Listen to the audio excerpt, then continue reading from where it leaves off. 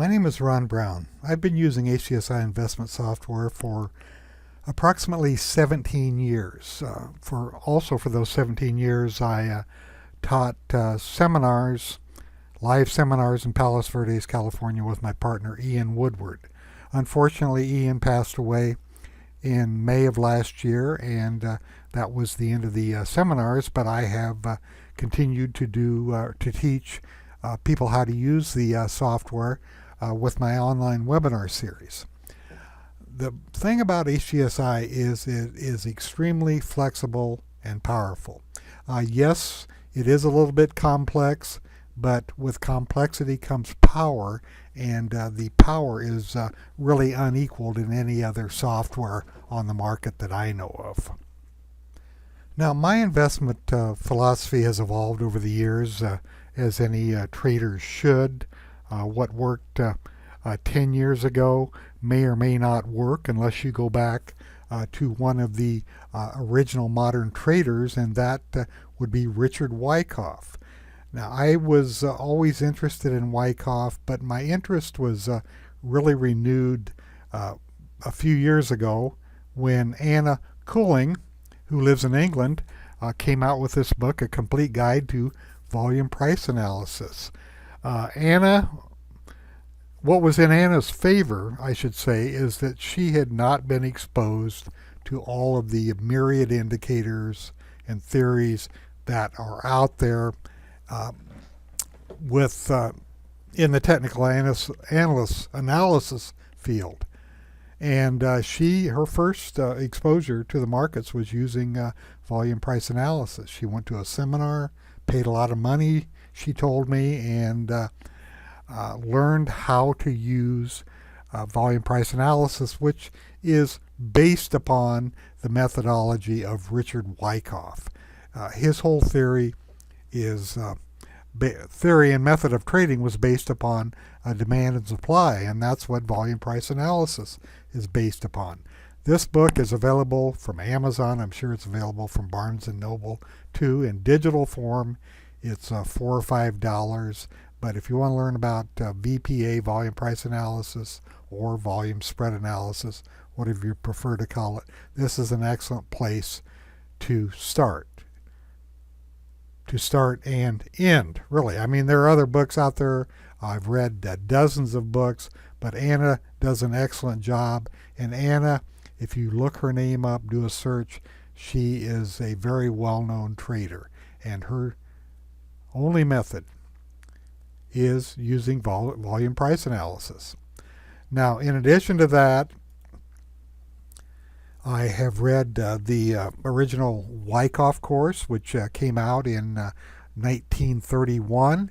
He wrote that course for his many subscribers to his newspaper, and I believe he had 200,000 subscribers at the time, which was a tremendous amount of subscribers back in 1931. But he wrote this course because of the heavy losses that individuals had taken during the 1929 crash. He calls it a scientific method of approaching the market, and it's based upon demand and supply. He had another book about the same time. Both of these are typewritten books, and it was called Tape Reading and Active Trading.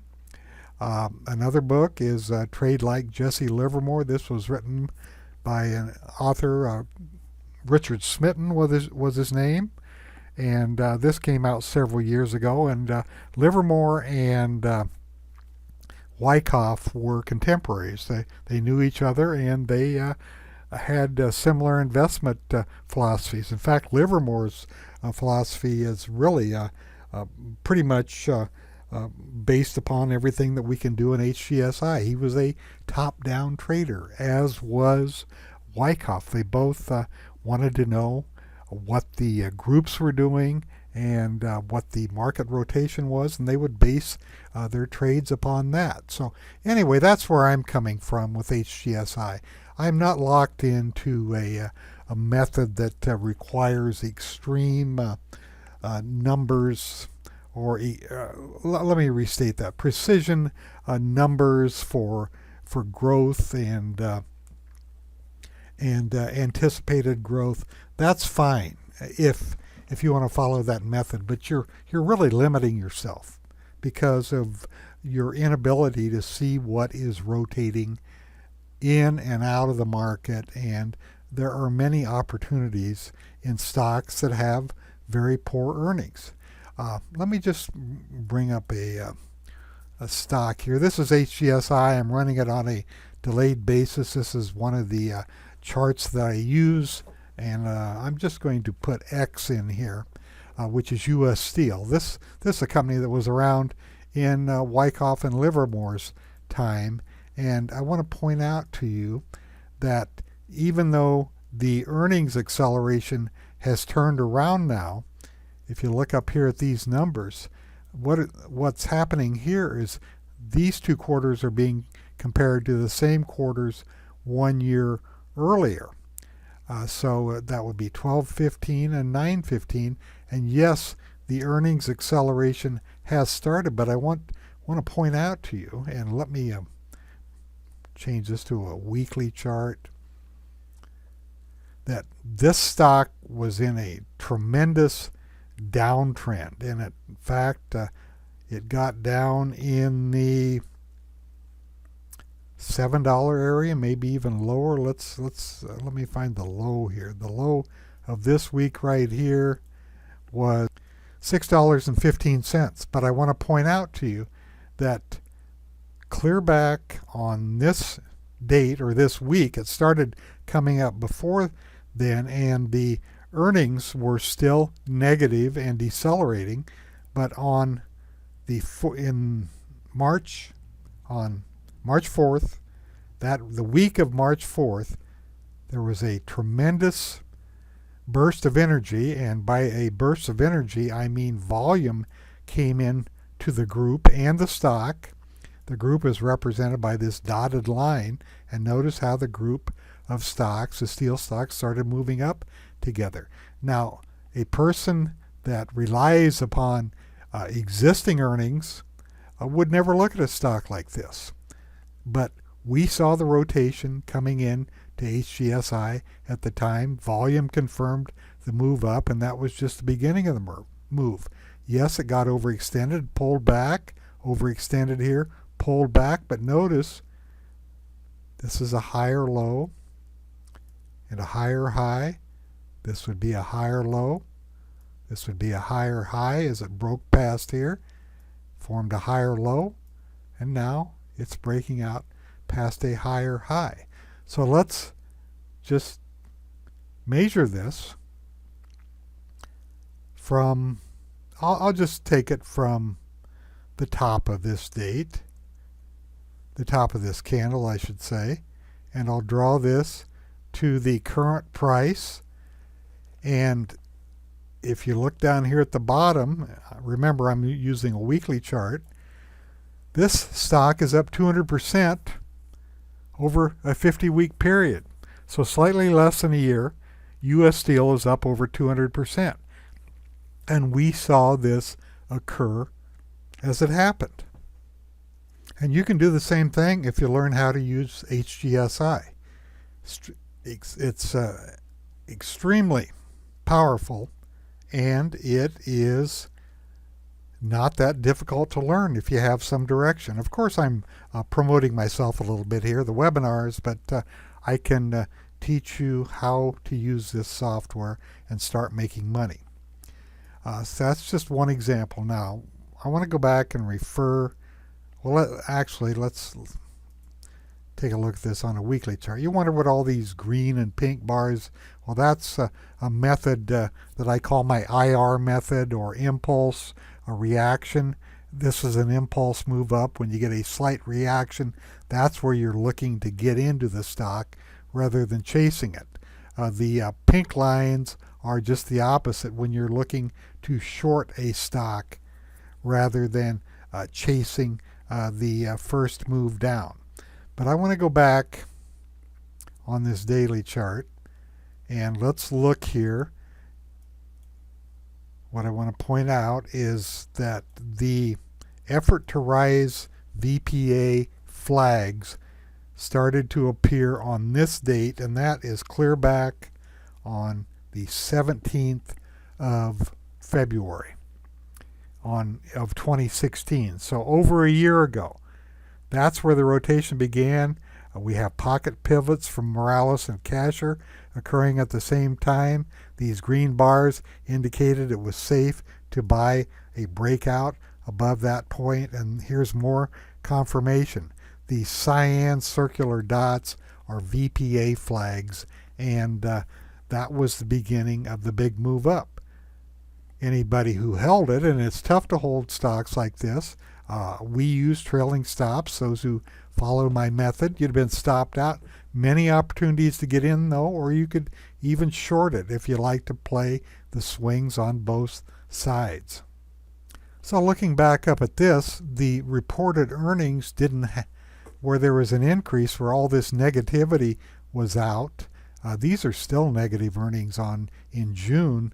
The earnings didn't turn positive until September and December. But when was the money moving in? It was moving in clear back in February of 2016. Now, what I'm going to do is go into what we call the designer, and I'll just click on this and bring this up.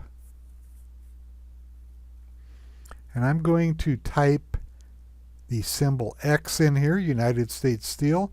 I'm going to click over here on this folder, which is a search groups for stock. And what it's going to do is go into these groups that I've saved. I save some of the groups every day. And it is going to locate U.S. Steel. Now, if you look up here, look at all these ETF components which contain X. X is in all of these, which shows you, or it's obvious, that there is a lot of support from the institutions. It's in this index, this, and so on down the list. These are what we call smart groups. These are groups made up of filters and combo rankings, and the strongest stocks in each group are selected and put into the smart groups. Now, this is data from 2017, but historically, I'm going to move into 2016. Notice that I'm into 2016, and let's go back and take a look at this. You can see that this stock, U.S. Steel, was appearing in a smart group of mine clear back on March 2nd of 2016. So let's take a look at March 2nd. Make the chart. I'll bring my crosshair up, bring the information window up, and let's find March 2nd. There's the 4th. Here's the 2nd right here. So it was just coming off of the bottom. On this date, there was an effort to rise, VPA flag. So the move is just starting, and that's when it started appearing in my smart group from HGSI. I'm going to go down the list further. You can see that in January it was in stocks and groups going down, moving to the downside. Here it is in May again when it corrected. But in all of these times it was going down. You can see the ebb and flow in HGSI. I'm going to scroll down to the bottom. These are all of the smart groups, the Woodward and Brown smart groups that it came up in. And I just want to point out that it's in a smart group which I track, demand supply VPA. So every time there's one of these VPA flags, which is based upon demand supply, it appears in here. And you can see it was appearing in January, in February, in March. So it appeared on March 1st, a VPA flag. You have to bring up the chart to see if that was positive or negative. Let's just look at the 1st of February. Once again, I bring the crosshair over here and go to February 1. And there it was appearing, and that was one of those effort to rise right up here. Bullish sign as it was still coming down. Right here, look at all these VPA flags below the price. That indicates that this stock and the group, the dotted line, was under accumulation at that point. That's where the smart money was buying. They don't wait to buy it up here, although they may be buying it now. But from this point, and I'm going to draw that line again. From here to the current price, now we get a little different perspective. Over 263 days, or a little over a year, the smart money was buying it, and if they stayed in this, and I doubt if they did because of the swings, but this stock is up 469.6% during that time period. And the earnings were horrible. This is why if you wait for earnings in a lot of stocks, these stocks are going to be gone. They still may go up, but the thing is, you've missed the better part of the run. I'm going to end this video right now. I don't want them to get too long. I'll be doing a series of videos. I'm just pointing out the insight that we get in HGSI that you really don't get in other programs. Thank you for listening to this, and there will be more videos coming out in the future.